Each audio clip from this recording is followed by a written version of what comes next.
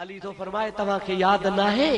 कल्हो को दिहाड़ो आ महबूब जरी खैर जो सुखारा थी पिया हबीब करीम के जरी तकलीफ थी पई मुझो महबूब जरी पाणस बीमार थी पिया एतरे कदर जो पाण मस्जिद में ईंदा वींदा रहा पर आखिर में नबी करीम अलैहिस्सलाम जी ज़ात बाबरकात बिस्तरे तां थी कोन पे सघिया बीमारी शिद्दत अख्तियार करे वई हजरत नबी पाक अलैहिस्सलाम जे मस्जिद नबवी जो घर ऐं महबूब जो मस्जिद नबवी ऐं हबीब जो घर गड होया बिलाल बांग ॾेई नमाज जे टाइम ला नबी करीम के बुधाइण आयो अस्सलात हादिरत या रसूल अल्लाह ओ अल्लाह जा नबी नमाज जो टाइम आ नबी पाक अलैहिस्सलाम फरमाइन था मुरू अबा बकर फलयुसल्लि बिन्नास ओ बिलाल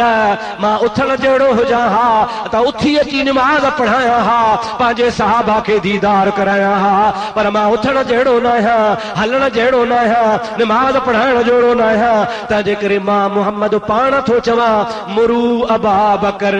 अबू बकर खे वञी चओ फलयुसल्लि बिन्नास त माण्हुनि खे नमाज पढ़ाए मां मुहम्मद तोखे हुकुम थो कयां अली तो चवे खुदा जो कसम मां हाज़िर हुसि खुदा जो कसम मां ॾाढे चओ जोर सां चओ जे तो मां गैर हाज़िर कोन हुसि चङो भलो हुयुसि जेकॾहिं मुस्तफ़ा खां बाद में मां अलीअ जो हक़ हुजे हा त हाज़िर बि हुयुसि चङो भलो बि हुयुसि नबी खे को रोकण वारो कोन हो नबी खणी ईअं चवे हा त मुरू अलीअ खे चओ त नमाज़ पढ़ाए मां हाज़िर बि आहियां गैर हाज़िर बि न आहियां बीमार बि कोन आहियां महबूब जे आॾो बि वेठो आहियां मुंहिंजे मौजूदगी में नबी पियो चवे मुरू अबू बकर खे वरी चो फलयुसल्लि बिन्नास भली माण्हुनि खे नमाज पढ़ाए ओ हिकिड़ी नमाज कान्हे का मुंहिंजा दोस्त अज़ीज़ महबूब करीम अलैहिस्सलाम हिकिड़ा ॾिहाड़ो ॿियो ॾिहाड़ो टियों ॾिहाड़ो 17 नमाज़ूं अबू बकर खां पढ़ायूं 5 ॾिहा 5 नमाज़ूं हिकिड़े ॾींहं जूं 5 नमाज़ूं ॿिए ॾींहं जूं 5 नमाज़ूं टे ॾींहं जूं ऐं 2 नमाज़ूं चौथे ॾिहाड़े जूं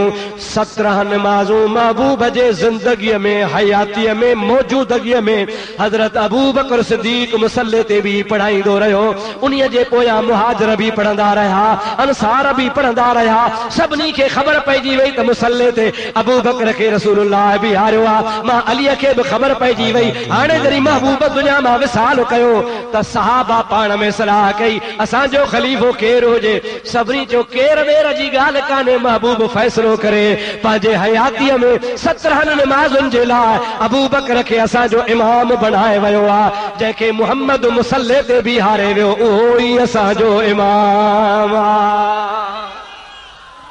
हजरत अली थो चवे त मुहाजिर केर थींदा आहिनि अंसार केर थींदा आहिनि बराबर मुहाजिरीन अंसार गॾिजी अबू बकर जे ख़िलाफ़त जो फ़ैसिलो कयो पर छो फ़ैसिलो कयूं नबी करीम जे इन हुक्म जे रोशनी में जो हबीब पंहिंजे ज़िंदगी में फरमाए वियो त अबू बकर खे चओ त नमाज़ पढ़ाए अली थो चए हे मुंहिंजूं अखियूं शाहिद आहिनि मूं पाण ॾिठो आहे हे मुंहिंजा कन शाहिद आहिनि मूं पाण ॿुधो आहे अरे जंहिंजो अली शाहिद हुजे ख़ुदा पाक जो कसम मां थो चवां उहो हक़ ते आहे अली तो चवे अबू बकर खां वधीक ॿियो केरु आहे ई कोन को मां अली उन जो हामी आहियां जंहिंखे मुहम्मद रसूलुल्लाह पंहिंजे मुसल्ले ते बि यारो सभई जो सुभान अल्लाह बुलंद आवाज़ सां चओ सुभान अल्लाह जोर सां चओ सुभान अल्लाह साबित छा थियो साबित इहो थियो त महबूब करीम खां बाद में जेको हज़रत अबू बकर ख़लीफ़ो थियो आहे इहो को पंहिंजे मर्ज़ी सां कोन थियो आहे दादागिरी सां कोन थियो आहे ग़लति तरीक़े सां कोन थियो आहे ग़लति इंतिखाब सां कोन थियो आहे सभिनी मुस्लमाननि जे मुतफ़िक़ा फ़ैसिले सां थियो आहे पर मुस्लमान फ़ैसिलो तॾहिं कयो जॾहिं मुस्लमान खे रसूलुल्लाह जो इशारो थियल हो मुस्तफ़ा जो इशारो थियल हो इहो इशारो आहे न त मुंहिंजे हूंदे नमाज़ पढ़ाए हिकिड़ी नमाज़ कंहिं पढ़ाई इन 17 नमाज़ुनि मां उहा तोखे ॿुधायां ऐं तुंहिंजो ईमान ताज़ो थी वेंदो हिकिड़ो दफ़ो चओ सल्लल्लाहु अलैका या रसूल अल्लाह व सल्लम अलैका या हबीब अल्लाह हिकिड़ी नमाज में इन 17 नमाज़ुनि मां हिकड़ी नमाज में इत्तिफाक सां अबू बकर सिद्दीक के वुजू कंदे देर थी वई। हेॾे निहारियो महबूब जे हयाती में घणियूं नमाज़ूं पढ़ाई, चओ 17, चओ ॾाढे जो घणियूं नमाज़ूं, तक़रीबन 3.5 ॾींहं। उनमें जा हिकड़ी नमाज में सिद्दीक अकबर रज़ी अल्लाह ताला अन्हु खां वुजू कंदे तैयारी कंदे देर थी वई। जमात तैयारा, हजरत बिलाल तो चवे उमर अबू बकर देर कई, तू नमाज पढ़ाईंदे? हजरत उमर चो तुंहिंजी मर्ज़ी कि अल्लाहु अकबर अल्लाहु अकबर अल्लाहु अकबर अल्लाहु अकबर अशहदु अल्ला इलाहा इल्लल्लाह अशहदु अल्ला इलाहा इल्लल्लाह। तकबीर लगी, मुसल्ले ते हजरत उमर भी। कान उमर जहीर सौती, हदीस जे किताबन में लिखियो पियो आहे अबू बकर सिद्दीक हजरत अमीर उमर जो आवाज वज़नी हो, गरो हो। जमल मस्जिद नबवी में चई अल्लाहु अकबर, विचा तरगो दीवार ही हेडे मस्जिद नबवी आ, हेडे रसूलुल्लाह जो घर आ। दर भी खुलियो पियो आ, रुगो पर्दो लटकियो पियो आ। कान उमर जहीर सौते, हजरत अमीर उमर बुलंद आवाज वारो हो। जीअं जो अल्लाहु अकबर चयई, महबूब जे कनन ते आवाज पियो। खुदा पाक जो कसम आ, बुखारी शरीफ जी हदीस पाक आ। महबूब पंहिंजे बिस्तरे तां उथिया, उथी महबूब दरवाजे ते आया। दरवाजे जो पर्दो हटाए पाण फरमान लगा, या अल्लाहु वल मोमिनीन मोमिनून इल्ला अबा बकर। हजरत नबी करीम जी ज़ात बाबरकात फरमान लगा, अल्लाह भी इनकार तो करे, मोमिन भी इनकार था कर। अबू बकर खां सदा ॿियो केरु नमाज कोन पढ़ाईंदो, मां अल्लाह जो नबी भी इनकार तो कया। ऐं न अबा बकर न अबू बकर काथे आ? उमर फारूक खे कंहिं हुकुम ॾिनो आहे, मां मुहम्मद त अबू बकर खे पंहिंजे मुसल्ले ते बीहारियो आ। कुर्बान वञा सरकार जे फैसले तां। हजरत अमीर उमर फौरन नमाज तरक कई आ, नमाज करे तरक करे पोइते हटियो आ। पोइते हटी हजरत बिलाल खे चई, वह कया बिलाल, ओ बिलाल तुंहिंजे लाइ मुसीबत हुजे, जॾहिं महबूब जो हुकुम न हुयो मूंखे छो चई? मां त ईअं सम्झो शायद नबी जो हुकुम आ, तॾहिं मां बीठुसि, पर जे नबी करीम जो अबू बकर जे लाइ हुकुम आ त उमर भी कोन थो बीहे। सभई चओ सुभान अल्लाह, जोर सां चओ सुभान अल्लाह। केड़ी वडी गाल आ, दा केड़ी वडी गाल आ। साईं गुल हसन भला जे खणी गैर हाज़िर आ, हेठ मथे अॻिते पोइते थी त ॿियो मौलवी नमाज पढ़ाए, मिड़ी नमाज पढ़णी आ, वरी को टियों पढ़ाए सघे थो, पर न, हे मौलवी गुल हसन जी मस्जिद न आहे, हे मस्जिद नबवी आ। ऐं क़यामत ताईं महबूब खे फ़ैसिलो ॾियणो हो त मतां इत्तिफ़ाक़ी आ को ॿियो बीहे, ऐं को ईअं सम्झे त नबी करीम अबू बकर खे इत्तिफ़ाक़ी बीहारियो हो। न, मुस्तफ़ा फरमाइनि था, मां अबू बकर खे मनसूबे तहत बीहारियो आ त मां मुहम्मद करीम पाण खां बाद में अबू बकर खे पंहिंजो जानशीन बणायो थो वञा। माना हबीब जो कतई फैसलो हो, नबी करीम जो कतई इशारो हो, नबी करीम अलैहिस्सलाम जी मनशा हुई, नबी करीम जी मर्ज़ी हुई त मुखां बाद में ख़लीफ़ो कजो त अबू बकर खे कजो। इशारतन पाण फरमाए विया, इन्ही जे करे मुसल्ले ते बीहारे विया। इन्ही जे करे अली थो चवे त कंहिंजी माउ खे ताक़त न आहे जो अबू बकर खे मुसल्ले तां हटाए। इन्ही जे करे जो अबू बकर खे अहिड़े गैरे नथू खैरे मुसल्ले ते कोन बीहारियो आहे, अबू बकर खे मुसल्ले ते बीहारियो आहे त मुहम्मद मुस्तफ़ा बीहारियो आहे। सभई जो सुभान अल्लाह। और मुझा दोस्त अजीज, खुदा जे वास्ते मां तोखे अपील कंदुसि त तूं थोरो थधे दिमाग़ सां सोच। जंहिंखे अलील मुर्तज़ा नथो हटाए, जंहिंखे अलील मुर्तज़ा पंहिंजो पेशवा थो तस्लीम करे, जंहिंखे अलील मुर्तज़ा चवे थो तूं अॻ में नमाज़ पढ़ा, मां तुंहिंजो जमायती आहियां। मुंहिंजा दोस्त अजीज, उन जे लाइ वरी तूं ग़लति ॻाल्हियूं कंदो ऐं चवंदो त अली जो हक़ हो, अली खां खसे आ। मां तो चवां हक़ लाइ विढ़बो आहे, हक़ जे लाइ कुरान पाक जो फैसलो, हदीस पाक जो फैसलो तव्हांखे ॿुधायां। पहिरीं ॿुधो हदीस, नबी करीम अलैहिस्सलाम फरमाता, मन रआ मिनकुम मुनकिरन फलयुगय्यिरहु बियदिही। हुजूर फरमाइनि था, जेको माण्हू तव्हां मां का बुराई ॾिसे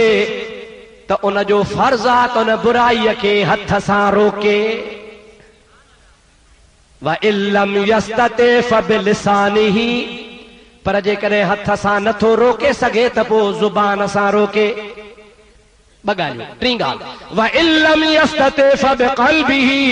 हाज़ा हुवा अदअफुल ईमान। नबी करीम फरमायो हथ सां भी नथो रोके सके, जुबान सां भी नथो रोके सके, त पोइ टी ॻाल्हि आहे त उनखे दिल में बुरो समझे। पर नबी से फरमाइनि था रुगो दिल में बुरो समझण या ईमान जे ज़ईफ़ी जी निशानी आहे। तंहिंजे करे तव्हां कम अज़ कम ज़ुबान सां चवंदा कयो, घटि में घटि तव्हां हथ सां रोको नथा सघो त ज़ुबान सां चओ त जीअं ज़ईफ़ ईमान खां बची पओ। अदा जेकॾहिं रसूलुल्लाह जे मुसल्ले ते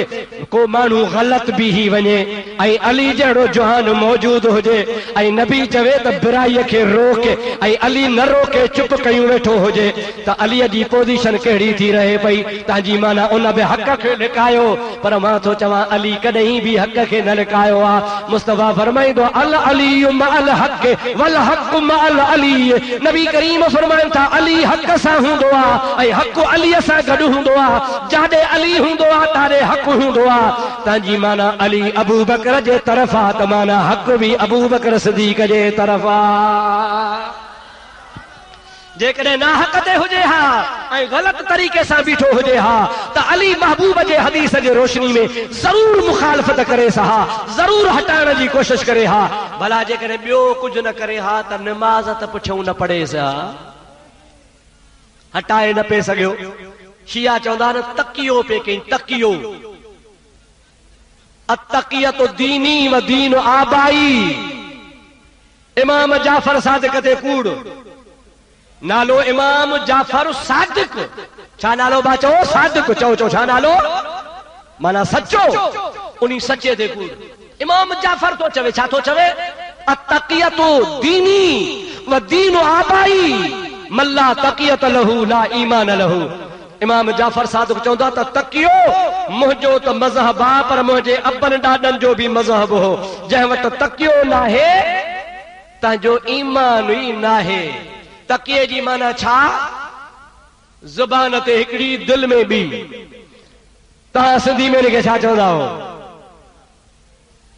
कुझु कोन चवंदा हो। अबा ज़ुबान में हिकड़ी दिल में बी इनखे छा चवंदा हो? ॾाढे चओ त मां ॿुधां।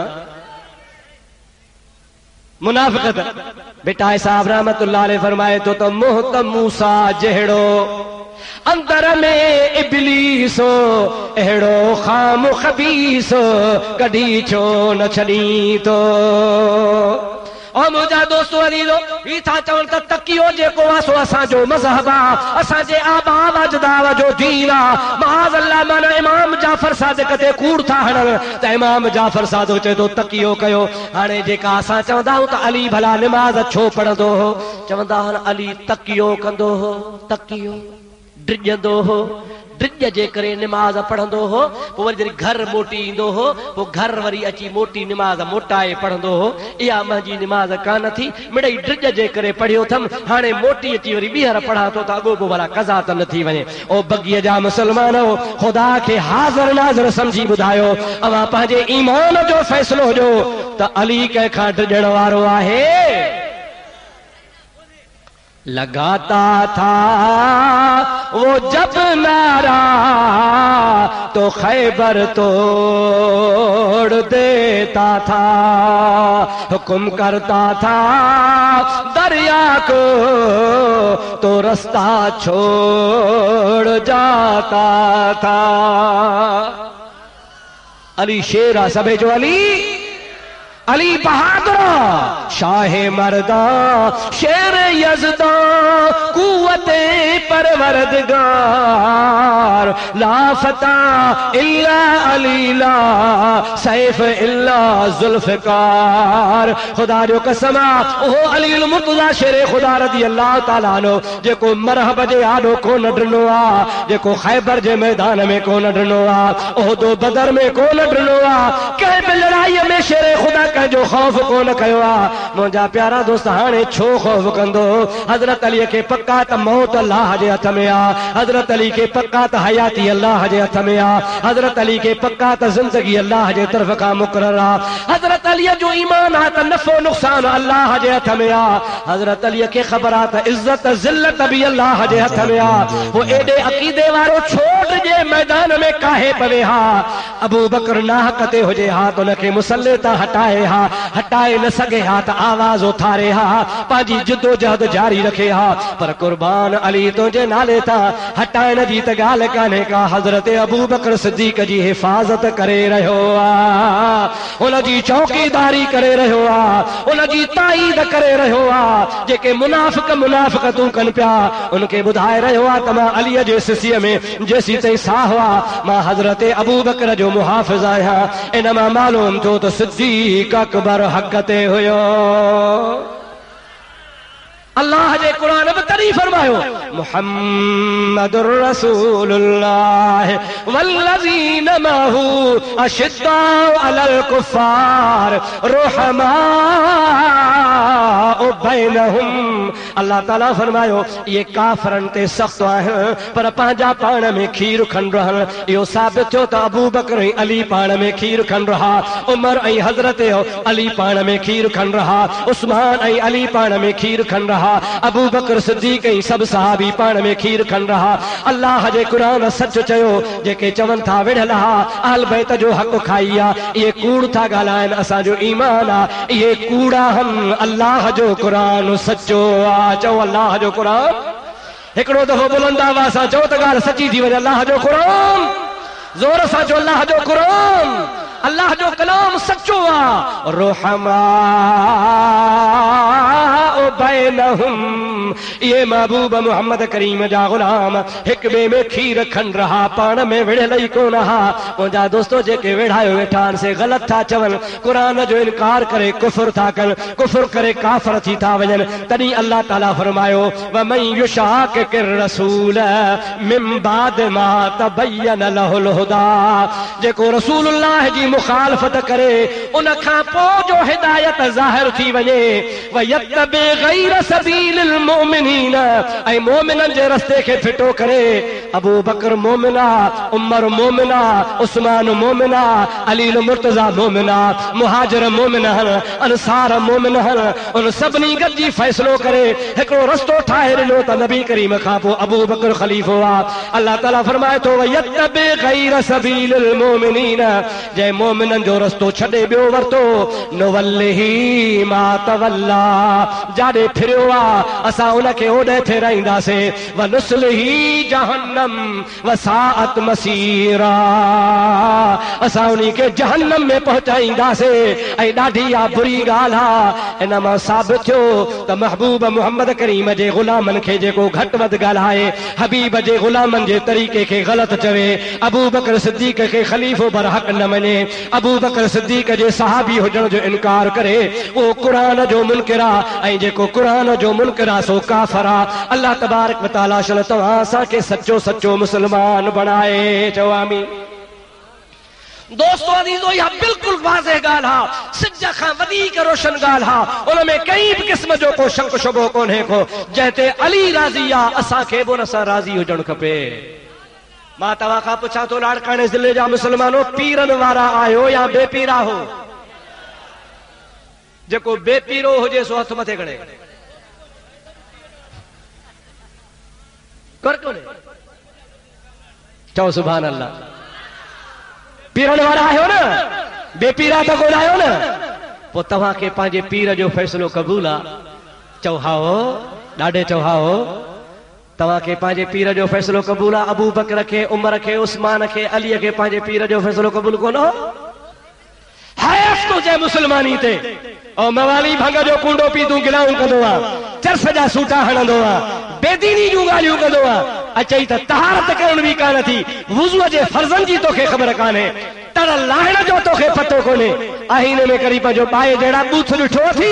ओ पलीत तूं मुंहिंजे महबूब जे ग़ुलामनि जी गिला कंदो आहे रब्बुल आलमीन जो कसम आहे मोहम्मद करीम जे ग़ुलामनि जो शान निरालो आहे तूं पंहिंजे पीर जे मथां सिर ॾींदो आहे पंहिंजे पीर जे लाइ माल कुर्बान कंदो आहे पंहिंजे पीर जे चवण जे मथां तूं चवंदो आहे मां पंहिंजी जान कुर्बान करे छॾियां तोखे पंहिंजो पीर प्यारो आहे बाक़ी रसूलुल्लाह जी ज़ात बाबरकात पंहिंजे ग़ुलामनि साहबनि खे प्यारा कोन हा या ग़ुलाम नबी सां प्यार कोन कंदा हा न मां तो चवां अच तूं अल्लाह जो क़ुरान ॿुध अल्लाह जो क़ुरान छा थो हबीब जे ग़ुलाम जी तारीफ़ करे हाणे क़ुरान शरीफ़ जो फ़ैसिलो तव्हांखे क़बूल आहे चओ आहे ॾाढो जो क़ुरान फ़ैसिलो क़बूल आहे अजो तव्हांखे मां सूरह तौबा जी आयत ॿुधायां अल्लाह जो क़ुरान छा थो चवे किसा कहानियूं घणा ई ॿुधा अथव अॼु ख़ुदा जो क़ुरान ॿुध इंशाअल्लाह ताला बेड़ा ई पार थी वेंदी सभई चओ सल्लल्लाहु अलैका या रसूल अल्लाह व सल्लम अलैका या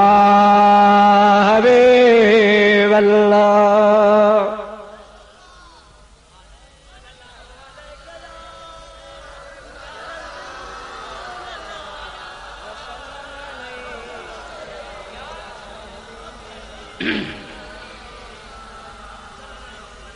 ॿुधो ये उलमा सां स्टेज भरी पई आहे आलिम हाफ़िज़ खोड़ वेठा आहिनि इंसान आहे का ग़लती बि थींदी आहे मां आयत पढ़ां थो जेकॾहिं का ग़लती हुजे त हाफ़िज़ो तव्हां मूंखे ॿुधाइजो जे सही आहे त पोइ ताईद कजो भला जे अञा बि तव्हांखे हाफ़िज़नि ते पत न पए त मस्जिद साम्हूं आहे क़ुर पिया आहिनि खोड़ खणी अचो खोले मां थो पढ़ां अल्लाह ताला सूरह तौबा में फरमायो अल्लज़ीना आमनू व हाजरू व जाहदू फी सबीलिल्लाहि बिअमवालिहिम व अनफुसिहिम आज़म दरजतन इंदल्लाहि व उलाइका हुमुल फाइज़ून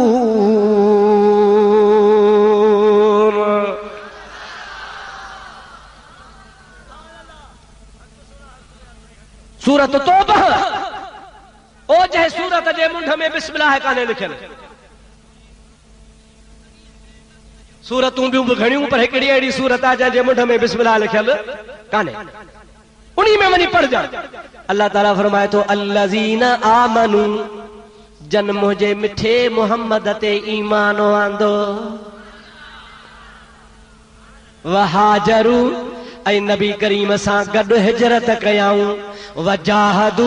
ऐं नबी करीम सां गॾिजी जिहाद कयऊं बिअमवालिहिम व अनफुसिहिम पंहिंजा माल बि कुर्बान कयऊं पंहिंजूं जानियूं बि कुर्बान कयऊं अल्लाह ताला फरमाए थो आज़म दरजतन इंदल्लाह इन्हनि जो मां अल्लाह पाक वटि तमामु वॾो